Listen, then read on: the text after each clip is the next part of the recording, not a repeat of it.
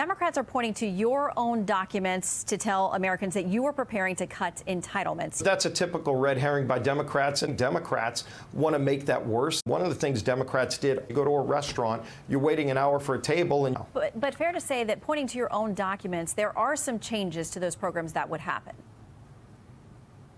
There's not anything that we proposed in the Commitment to America. In fact, in the Commitment to America, we talk specifically about the fiscal year 2023 in the Commitment to America, we talk, well, you know, if you look at what they've done, they've passed bills to increase taxes. I know Mr. Bernstein talked about, by the way, more than double the size of the IRS. It's over $730 billion in new taxes. Of the White House's own promise. But President Biden said he wouldn't do that. We're shoring up. Just to be clear, we want to shore up Social Security and Medicare. Study Committee's budget. So that's something you've signed on to. That's what Democrats are pointing to say there will be changes to these programs.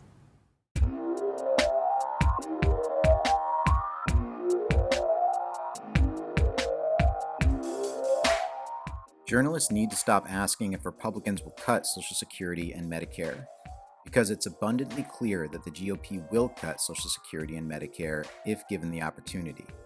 We know this because Republicans have been telling us for years, with the RSC 2023 alternative budget just one of the latest examples. But Republicans are very careful as to when and how they talk about their plans to cut Social Security and Medicare, because these programs are so beloved by the voting public, Republicans and Democrats alike.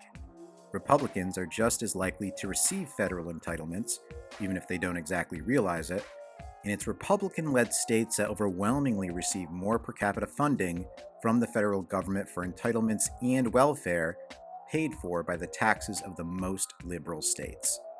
So, for Republican politicians, the first rule of cutting Social Security and Medicare is don't talk about cutting Social Security and Medicare, at least not directly, because it will hurt you in elections. These plans are only discussed with wealthy corporate donors and put in 100-page documents, but rarely discussed on cable news, as Steve Scalise just demonstrated.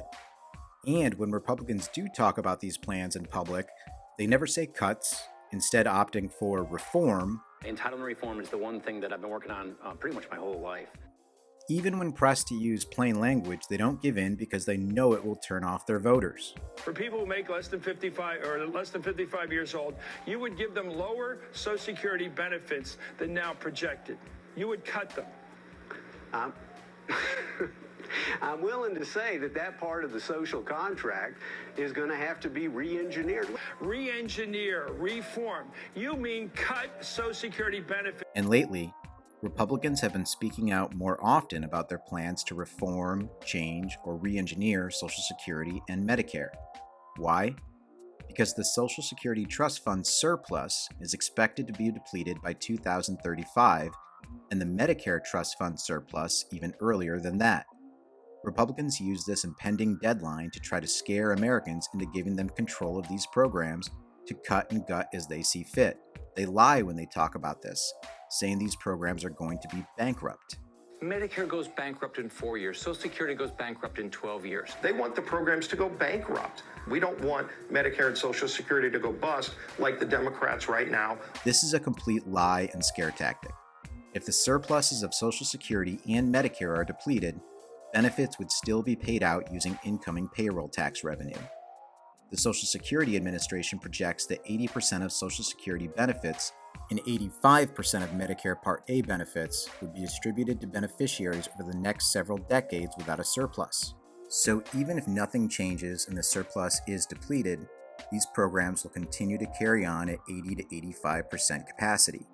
That's a far cry from being bankrupt or bust, as Republicans will have us believe. Republicans want Americans to believe these programs will be bust in hopes that they will be given a mandate to cut and gut Social Security and Medicare as they see fit, and it all serves their primary objective: to win a vote in Congress that would reauthorize Social Security and Medicare as discretionary spending programs. More than 70% of our federal budget, of our federal spending, is all mandatory spending. What we ought to be doing is we ought to turn everything into discretionary spending. You see, currently, both Social Security and Medicare are authorized as mandatory spending entitlement programs. So each year and subsequently each month, beneficiaries are automatically paid the benefits they are owed without congressional approval. Without the mandatory spending authorization, these programs would come crashing down like a house of cards. If these programs are reauthorized as discretionary spending, Republicans would finally have the leverage they need to cut and gut these programs out of existence. Every year, a majority vote in Congress would be required to pay out the benefits these beneficiaries are owed. Every year, Republicans would be able to hold payments hostage and negotiate lesser benefits in exchange for releasing any benefits at all. Republicans could suspend payments altogether and not pay out any benefits until Democrats agree to suspend the automatic payroll tax that funds these programs. We're doing that in conjunction with abolishing the payroll taxes. Without funding, these programs that help create the American middle class would be dissolved. So as we close in on the Social Security and Medicare trust fund depletion dates, Americans have options to consider. They can let the surplus run out and beneficiaries can continue to collect 80% of Social Security benefits and 85% of Medicare benefits, or they can let the Republicans reauthorize these entitlement programs as discretionary and cut benefits as they see fit. Remember, the RSC 2023 alternate budget from the beginning of the video proposed a 50% cut to Medicare benefits within 10 years.